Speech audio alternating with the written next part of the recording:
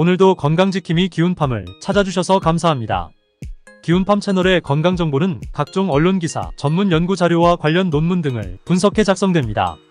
사람의 나이, 질병의 유무 체질과 건강 상태는 모두가 다르고 개인의 현재 상태에 따라 다르기 때문에 유의하여 보아주세요. 자, 그럼 시작하겠습니다. 요즘에 머리카락이 너무 많이 빠져서 스트레스 받는 분들 많으시죠? 어떤 분은 머리 감으면 수채구멍이 머리카락으로 막힌다는 분도 있고, 또 방바닥에 떨어진 수북한 머리카락을 보면서 마음이 너무 아프다고 하시는데, 탈모는 남성 호르몬도 원인 중에 하나이기 때문에 남성분들 중에 탈모로 고민하는 분들이 많지만 여성 탈모도 만만치가 않습니다. 결국 남성이든 여성이든 다 탈모 고민에서 자유로울 수는 없는데, 특히 요즘 같은 환절기가 머리카락이 우수수 빠지는 환절기 탈모가 찾아오는 때입니다. 동물이 털갈이를 하는 것처럼 사람의 모발도 주기적으로 일종의 털갈이를 하는데, 모발이 자라나고 빠지는 것이 생장기, 퇴행기, 휴지기의 3단계 사이클로 돌아가면서 1년으로 놓고 보면 봄에는 모발이 활발히 자라는 생장기 비율이 높고, 가을에는 모발이 빠지는 휴지기의 비율이 높기 때문에 9월에서 11월 사이에 환절기 탈모가 잘 생깁니다. 이맘때를 잘 넘기고 5개월 정도 지나면 머리가 또 자라나기는 하는데, 이 시기에 두피 관리를 잘못하면 만성 탈모로 진행할 수가 있습니다. 머리카락 농사를 잘 지으려면 두피 건강이 무조건 중요한데, 땅에서 풀이 자라나는 것처럼 두피는 머리카락이 자라나는 땅이라고 생각하면 아마 이해가 잘 되실 겁니다. 땅이 배수가 안 돼서 너무 습하면은 풀이 썩고, 반대로 건조해도 풀이 자라나지 못하는 것처럼 두피도 습하면 안 되고 너무 건조해도 안 됩니다. 땅에 영양분이 없어도 문제고, 반대로 거름을 너무 많이 줘도 땅을 망치는 것처럼 두피도 영양이 없어도 문제지만 반대로 너무 기름져도 문제가 됩니다. 이러한 기본을 토대로 오늘은 두피를 망치는 습관들을 몇 가지 알려드립니다. 탈모약을 먹고 또 모발 이식 같은 시술을 하는 것도 좋지만 항상 그 이후 관리가 잘 돼야 효과도 오래 지속되기 때문에, 내가 무심코 매일 하는 습관들이 혹시 탈모를 촉진하고 있는 건 아닌지 한번 체크해 보셨으면 합니다. 두피를 망치는 최악의 습관, 첫 번째는 저녁에 머리를 감지 않고 그냥 자는 겁니다. 하루 한 번 세정을 한다면 아침보다는 저녁에 하셔야 합니다. 얼굴도 씻지 않고 그냥 자면 다음날 피부에 뾰루지가 잘 생기는 것처럼 두피도 하루 종일 쌓인 땀먼지 같은 것들을 잘 닦아내서 두피가 밤사이에 숨을 쉴 수 있도록 해야 두피의 피로가 회복됩니다.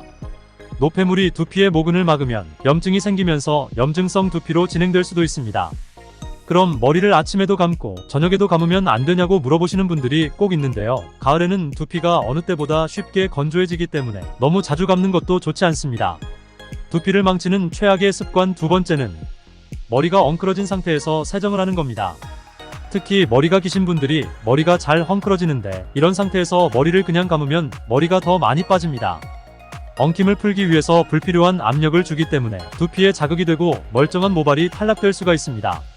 그래서 머리를 감기 전에 항상 머리를 빗고 세정하는 것이 좋습니다. 두피를 망치는 최악의 습관 세 번째는, 이건 진짜 안 됩니다. 뜨거운 물로 세정하는 겁니다. 두피가 뜨거우면 모공이 약해집니다. 모공이 약해지면 모발을 꽉 잡아주지 못하고 탈락을 쉽게 일어나게 됩니다. 그래서 물의 온도를 손목에 대어보고 항상 미지근한 물의 온도로 맞춰서 세정하는 게 중요합니다.